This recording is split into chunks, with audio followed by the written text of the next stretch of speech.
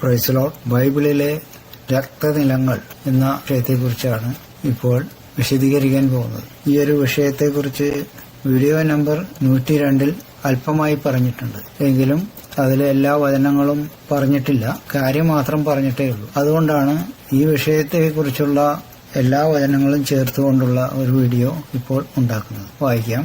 യൂദ തൂങ്ങിച്ചത്ത സ്ഥലവും യേശുക്രിസ്തുവിന്റെ രക്തവിലയായി യൂദ വാങ്ങിയ 30 വെള്ളിക്കാശ് കൊണ്ട് പുരോഹിതർ വാങ്ങിയ സ്ഥലവും, അതായത് കുശവന്റെ നിലം, രക്തനിലങ്ങളാണ്.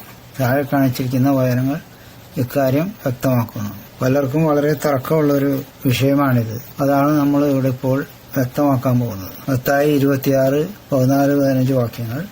അന്ന് പന്തിരുവരിൽ ഒരുത്തനായ യൂദാ ഇസ്കറിയോത്ത് മഹാപുരോഹിതന്മാരുടെ അടുക്കൽ ചെന്നു, നിങ്ങൾ എന്തു തരും? ഞാൻ അവനെ കാണിച്ചു തരാം എന്ന് പറഞ്ഞു. അവർ അവന് 30 വെള്ളിക്കാശ് തൂക്കിക്കൊടുത്തു.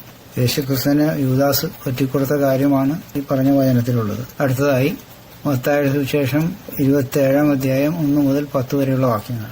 പുലർച്ചയ്ക്ക് മഹാപുരോഹിതന്മാരും ജനത്തിനും മൂപ്പന്മാരുമെല്ലാം യേശുവിനെ കൊല്ലുവാൻ കൂടി വിചാരിച്ചു. അവനെ ബന്ധിച്ചു കൊണ്ടുപോയി നാടുവാഴിയായ പിലാത്തോസിനെ ഏൽപ്പിച്ചു. അവൻ ശിക്ഷയ്ക്ക് വിധിച്ചു എന്ന് അവനെ കാണിച്ചു കൊടുത്ത യൂദ കണ്ട് അനുതപിച്ചു. ആ 30 വെള്ളിക്കാശ് മഹാപുരോഹിതന്മാരുടെയും മൂപ്പന്മാരുടെയും അടുക്കൽ മടക്കിക്കൊണ്ടുവന്നു. ഞാൻ കുറ്റമില്ലാത്ത രക്തത്തെ കാണിച്ചു കൊടുത്തതിനാൽ പാപം ചെയ്തു എന്ന് പറഞ്ഞു. അത് ഞങ്ങൾക്കെന്ത്? നീ തന്നെ നോക്കിക്കൊള്ളുക എന്ന് അവർ പറഞ്ഞു. അവൻ ആ വെള്ളിക്കാശ് മന്ദിരത്തിൽ എറിഞ്ഞു ചെന്ന് കെട്ടിയാന്ന് ചത്തുകളഞ്ഞു. മഹാപുരോഹിതന്മാർ ആ വെള്ളിക്കാശ് എടുത്തു. ഇത് രക്തവിലയാകയാൽ ശ്രീഭണ്ഡാരത്തിൽ ഇടുന്നത് വിഹിതമല്ല എന്ന് പറഞ്ഞ് കൂടിയാലോചിച്ചു. പരദേശികളെ കുഴിച്ചിടുവാൻ അതുകൊണ്ട് കുശവന്റെ നിലം വാങ്ങി. ആകയാൽ ആ നിലത്തിന് ഇന്നുവരെ രക്തനിലം എന്ന് പേര് പറയുന്നു.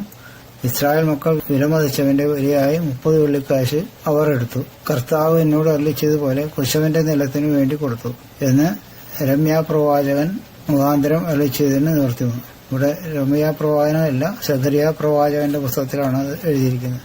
അത് താഴെ പറയുന്നുണ്ട്. പിന്നെ ഇവിടെ രക്തനിലം എന്ന് പറയുന്നത് ഈ മഹാപുരോഹിതന്മാര് 30 വെള്ളിക്കാശ് കൊണ്ട് മേടിച്ച സ്ഥലത്തെ കുറിച്ചാണ്. അത് കുശവന്റെ നിലം, അതായത് ഈ പോട്ടേഴ്സ് ഫീൽഡ് എന്നാണ് ഇംഗ്ലീഷിൽ പറയുന്നത്. അതാണ് ഈ രക്തനിലം എന്ന് പേര് ഉള്ളതായിട്ട് പറയുന്നത്. അതാണ് ഒന്നാമത്തെ രക്തനിലം എന്ന് പറയുന്നത്. സെഖര്യാവ് 11:13. എന്നാൽ യഹോവ എന്നോട് അത് ഭണ്ഡാരത്തിൽ ഇട്ടുകളക, അവർ എന്നെ മതിച്ചിരിക്കുന്ന മനോഹരമായൊരു വില തന്നെ എന്ന് കൽപ്പിച്ചു. അങ്ങനെ ഞാൻ ആ 30 വെള്ളിക്കാശ് വാങ്ങി യഹോവയുടെ ആലയത്തിലെ ഭണ്ഡാരത്തിൽ ഇട്ടുകളഞ്ഞു. പുരോഹിതന്മാര് എടുത്തു എന്ന് പറയുന്ന 30 വെള്ളിക്കാശിനെ കുറിച്ചാണ് ഇവിടെ പഴയ നിയമത്തിൽ പറയുന്നത്. പിന്നെ അപ്പസ്തല പ്രവൃത്തികൾ 1-ാം അധ്യായം 18-19 വാക്യങ്ങൾ.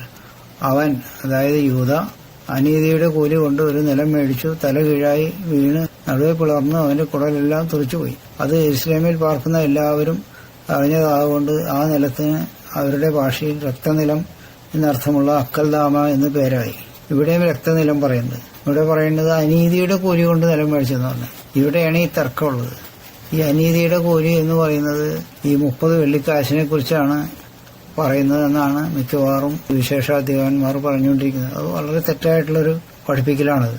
യൂദാസിനെ പറ്റി പറയുന്നത് യൂദാസ് അപ്പോസ്തലന്മാരുടെ ഇടയിൽ ഉള്ള ഖജാഞ്ചിയായിരുന്നു. അപ്പോൾ പണം അവനാണ് കൈകാര്യം ചെയ്തിരുന്നത്. അപ്പോൾ ആ പണം അവൻ എടുത്തിരുന്നു എന്നാണ് ഇവിടെ പറയുന്നത്. അപ്പോൾ അതിൽ നിന്നുമാണ് അവൻ ഈ ഒരു സ്ഥലം മേടിച്ചിരിക്കുന്നത്. ആ സ്ഥലത്തിലാണ് ഇവൻ തൂങ്ങിച്ചത്തത്. അവന്റെ സ്വഭാവത്തെക്കുറിച്ച് ഇവിടെ പറയുന്നത്. യോഹന്നാന്റെ സുവിശേഷം 12-ാം അധ്യായം 6-ാം വാക്യം. ഇത് ദരിദ്രന്മാരെ കുറിച്ച് വിചാരമുണ്ടായിട്ടല്ല, അവൻ കള്ളനാകൊണ്ടും പണസഞ്ചി തന്റെ പക്കലാകിയാൽ അതിൽ ഇട്ടത് എടുത്തു വന്നതുകൊണ്ടും അത്രേ എന്ന് പറഞ്ഞു. കളവ് ചെയ്തുകൊണ്ട് അവന് കിട്ടിയിരിക്കുന്ന പണം കൊണ്ടാണ് അവൻ ഈ സ്ഥലം മേടിച്ചിരിക്കുന്നത്. അത് മഹാപുരോഹിതന്മാര് 30 വെള്ളിക്കാശ് കൊണ്ട് മേടിച്ച സ്ഥലമല്ല. അപ്പൊ അവിടെയാണ് അതിന്റെ വ്യത്യാസം. എന്നാൽ ഈ സ്ഥലത്തിനും രക്തനിലം എന്ന് തന്നെയാണ് അവിടെയുള്ള മനുഷ്യർ പറഞ്ഞിരുന്നത് എന്നാണ് പറയുന്നത്. അപ്പൊ ഇത് വേറെ അത് വേറെ, രണ്ടും രക്തനിലം തന്നെയാണ് പറയുന്നത്. അവിടെയാണ് ഈ ആൾക്കാർക്ക് കൺഫ്യൂഷൻ ഉണ്ടാവുന്നത്. അപ്പൊ ഇതൊരു കാര്യം നമ്മളത് വ്യക്തമായിട്ട് മനസ്സിലാക്കിയിരിക്കണം. വചനങ്ങളെല്ലാം വളരെ ഡീപ്പായിട്ട് അതിനെപ്പറ്റി പഠിച്ചാലേ നമുക്കത് മനസ്സിലാവുള്ളൂ. അതുകൊണ്ടാണ് ഇത് രണ്ടാമതൊന്നും കൂടി എടുത്ത് എനിക്ക് എക്സ്പ്ലെയിൻ ചെയ്യേണ്ടി വന്നത്. എന്തെങ്കിലും സംശയം ഉണ്ടെങ്കിൽ ചോദിച്ചാൽ പറഞ്ഞുതരാം.